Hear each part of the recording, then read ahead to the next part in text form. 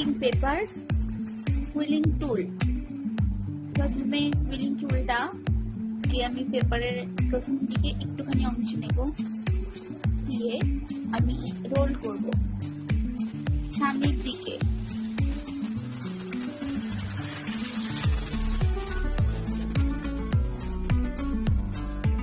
সামনের দিকে রোল করে কুইলিং টুলটাকে ঘোরাতে থাকবো।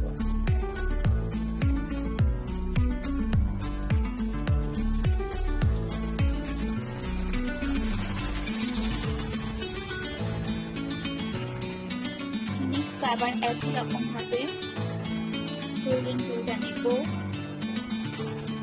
নিয়ে সামনের দিকে ঘোরাতে থাকবো।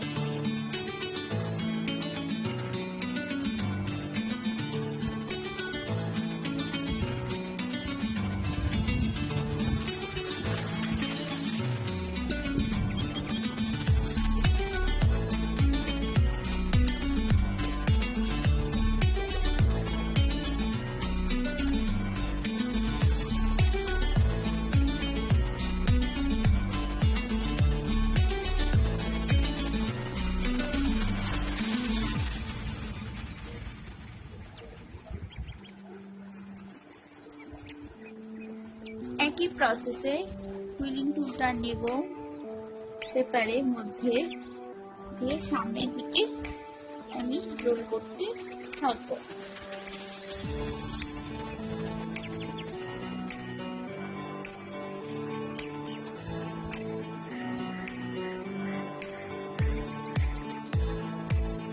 এখানে আমি রোলটা একটু বড় বড় করে করেছি, কারণ আমি ড্রেসটার মধ্যে রোলটা একটু যদি ভালো লাগে, তাই আমি কিন্তু বড় বড় করে গ্যাপ নিয়েছি। তোমরা যদি ছোট করে ডিজাইনটা করতে চাও, তার জন্য তোমাকে ছোট ছোট করে গ্যাপ নিতে হবে। আমি সেটাও একটু পরে দেখাচ্ছি। কিছুটা করে গ্যাপ নেব, চোখে রান্না কিছুটা করে গ্যাপ নেব, সামনের দিকে মোড়াতে থাকবো।